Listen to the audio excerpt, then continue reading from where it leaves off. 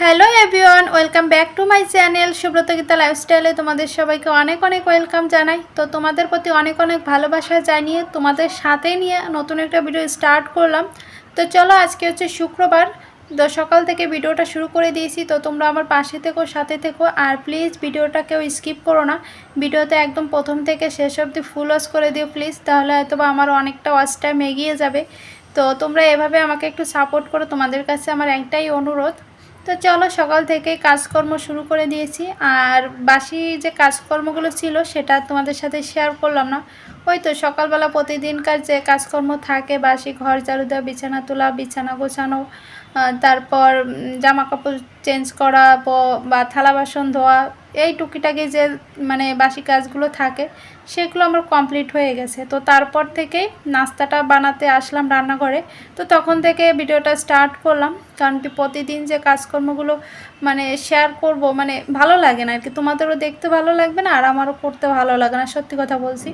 তো তার জন্য করে ভাবলাম আজকে নাস্তা বানাবো, তখন থেকে ভিডিওটা স্টার্ট করব। তো একদিন আগে আটা আনা হয়েছিল, সে প্যাকেটটা আর খোলা হয়নি, ওটা আজকে খুলে তারপর কৌটায় রেখে দিলাম। আর বাকিটা দিয়ে আমি একটা ময়াম দিয়ে নিয়েছি, আটার ডো বানিয়ে নিয়েছি আর কি।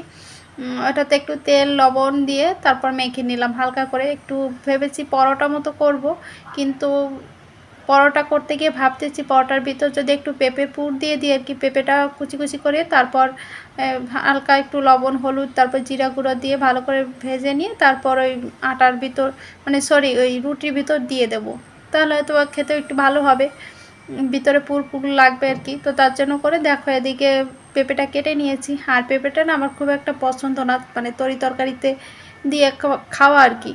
ওটা আমার সবথেকে ভালো লাগে নিরামিষ হয়, পাঁচমিশালি সবজি হয় তার ভিতর দিয়ে নিরামিষ করলে বেশ ভালো লাগে। তো তার জন্য করে ভাবলাম এটাই করা যাক। আগেও একবার করেছিলাম, একবার না অনেকবারই করা হয়েছিল এর আগে। তো সেভাবেই করলাম, দেখো রুটির ভিতর দিয়ে তারপর ভালো করে মুখটা মুড়ে নিয়ে তারপর বেলে নিয়েছি আর কি। এখন হালকা তেল দিয়ে ভালো করে সেঁকে নেব। আর বেশ ভালো হয়েছিল জানো তো, কারণ কি রুটির থেকে এভাবে খেলে না বেশ একটা মচমচে ভাব লাগে আর ভিতরে একটু পুরপুর লাগে, মানে পেঁপের পুরটা আর কি কথা বলছি আর কি। তো হালকা করে একটু তেল দিয়ে তারপর ভেজে নিয়েছি।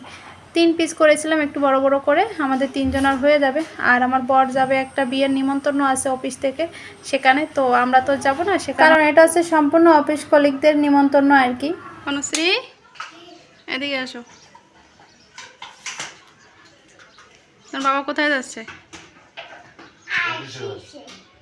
আমি বলবো কোথায় যাচ্ছে? অফিসে।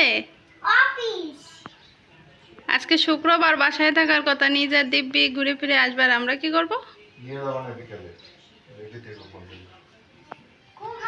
বাবা বিয়েতে যাচ্ছে, তোমায় কেন নিচ্ছে না বলো?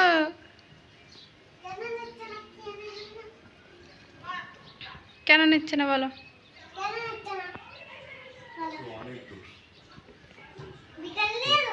বিকেলে ফোন দেবো, রেডি থেকো। ঠিক আছে, আমি বিকেলে সারো না, দেখে যাচ্ছি।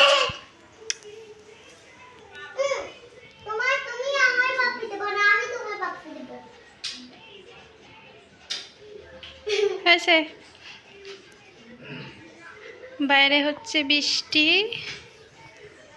আর এদিকে দেখো বিছানা সব এলোমেলো গোছানো হয়নি। চলো, কমেনি ভালো পড়তেছে ঘুরে ঘুরে। যেতে পারবে? তুমি কি বাবার সাহায্য করতেছো যেতে?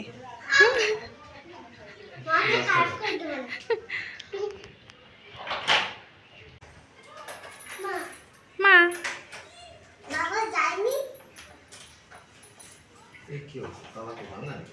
না ভাঙা না, ঠিক করে দাও।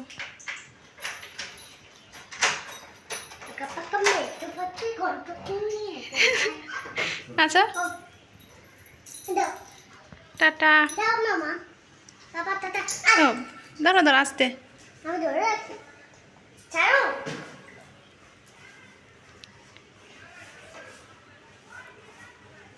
আস্তে আস্তে বাবা,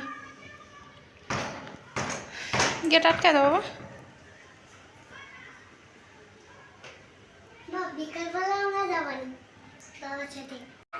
তো বন্ধুরা দেখো এখানে ভাত বসিয়ে দিয়েছি। আর এখন রান্নাবান্না বলতে তেমন কোনো ঝামেলা নেই, কেন বলো তো, আমার বর আজকে বাসায় খাবে না, দুপুরবেলা করে ওবেলা করে খাবে, এবেলা খাবে না। তো তার জন্য করে আমার কোনো রান্নাবান্নার কোনো চাপ নেই, একদম আলু সেদ্ধ ভাত বসিয়ে দেবো, সাথে করবো হচ্ছে পটল ভাজি। আজকে আমি একদম স্বাধীন বলতে পারো, এরকমটা হয় আমার খুব ভালো লাগে। যেদিন বাসায় থাকে না বা বাসায় খাবে না বলে, তো ওদিন তো আমি আমার মতো করে সিম্পলভাবে রান্না করে নিতে পারি, আর রান্নাবান্না কোনো চাপও থাকে না, একদম স্বাধীন বলতে পারো আমাকে। আর এখানে নিয়ে নিয়েছি পটল কাটি, মানে সরি পটল কাটি, উত্তেজনায় না মানে ভুলভাল বকছি। তো এখানে পটল ভাজি করব আর আলু সেদ্ধ দেবো। তো চলো আলুটা সেদ্ধ দিয়ে নিই। তো রান্না করে ভাতটা বসিয়ে দিয়ে রুমে চলে আসলাম। আর রুমে এসে এখন ঝমাঝম করে রুমের বিছানাটা গুছিয়ে নেব, কারণ কি দুপুরে মানে সকালে বিছানাটা গুছানো হয়েছিল না, তো এখন গুছিয়ে নেব। গুছিয়ে নিয়ে তারপর যাব হচ্ছে বাথরুমে। বরে শার্ট প্যান্ট ভিজিয়েছি, বাইরে একটু রোদ রোদ আছে হালকা, আবার বৃষ্টিও হচ্ছে, মানে হয়েছে আর কি। তো তার জন্য করে ভাবলাম কি যাই হোক না কেন, বৃষ্টি হোক ঝড় হোক, জামা কাপড় তো কাচতে হবে, আজকে বন্ধের দিন। তো চলো বিছানাটা গুছিয়ে নিই, তারপর আবার দেখা হবে তোমাদের সাথে। তো বন্ধুরা ভাত খেতে বসলাম, আর একা খাওয়ার তো অভ্যাস নেই, এখন একা একাই খেতে হচ্ছে। বরকে ছাড়া খাওয়ার অভ্যাস আছে, কিন্তু মেয়েকে ছাড়া খাওয়ার অভ্যাস নেই। তো মেয়ে এখন উপরে গেছে ওর দিদিদের ঘরে খাবে আর কি, বড় মার ঘরে আর কি। তো এখন একা একাই বসে খাবার খাচ্ছি, আর দিদি এদিকে পোলাও দিয়ে গেল। এই তো এটা পোলাও, আর আমি রান্না করেছি তো আলু সেদ্ধ পটল ভাজি, একদম ঝপাঝপ করে, কোনো কষ্ট ছাড়াই। তো চলো খাওয়া দাওয়াটা করে নি, কি আর করার, খেতে তো হবে।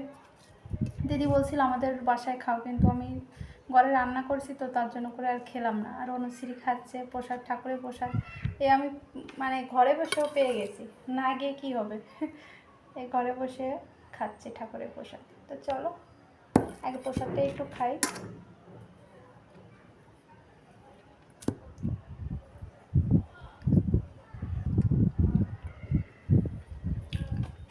এটার সাথে পটল ভাজি জাস্ট জমে যাবে একদম।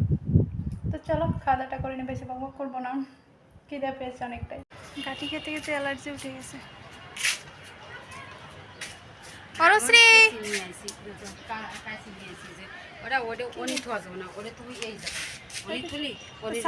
সব পারে না বুঝছো, তোলার পাশে দিন, ওইগুলো সেলাই পাশে দিলে হবে। পায়াস পাবে এটা পায়াস না আমার ভাই এই মাসের 24 তারিখ আসার কথা, এখন আসবে কি না আগে হোক সময়, এই যে পরিস্থিতি চলতেছে। ঠিক, হ্যাঁ ওটা ঠিকই যাবে না, যে সময় না আসতে হবে, কারণ ওর ডেট আছে ডাক্তার দেখানো। এই দেখো বন্ধুরা, আমার সোনামা এখানে ধনিয়া, মানে ধনিয়া বলছি, সরিষার যে দানা ফেলেছিল সেইখান থেকে গাছ হয়েছে, দেখতে পাচ্ছ বা? ওয়াও মা, কত সুন্দর। হ্যাঁ দেখো এখানে বাঙ্গিটা দেখো, বাঙ্গি না, এটা হচ্ছে দিদির চাল কুমড়া গাছ, দেখুন কত সুন্দর হয়েছে। কত বড়। উপরে একটা ফল আছে, এটা কি সাম্বার ফল বলে, এখানে একটা উপরে একটা, আর এখানটা আছে কুমড়া শাক, এগুলো আমি কাটবো তার জন্য এসেছি চাকু নিয়ে। বাবা পড়লে নাকি? আর এদিকে সূর্য মামা ডুবু ডুবু ভাব করছে।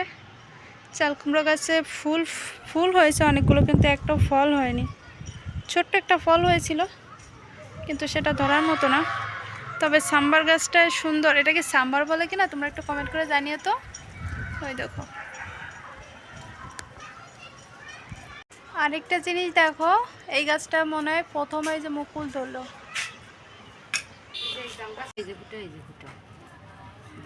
মা, যাক ও মা বলো, দেখো কচু গাছটা হলো, জল লাউ নেই, গাছটা জল নেই নেই, না, হাতটা ধুয়ে নাও।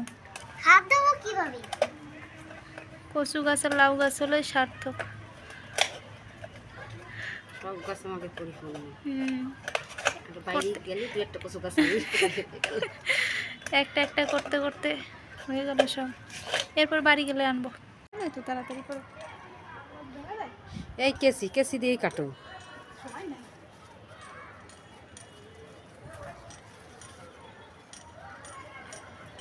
পাগল, কেসি দিয়ে কাটলে তাড়াতাড়ি কাটা হয়ে যেত।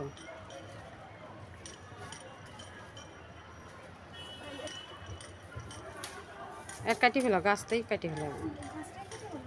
না ওই যে আরও আছে, তাড়াতাড়ি কাটো, আরও আছে ওই যে ওই পাশে আরেকটা আছে না।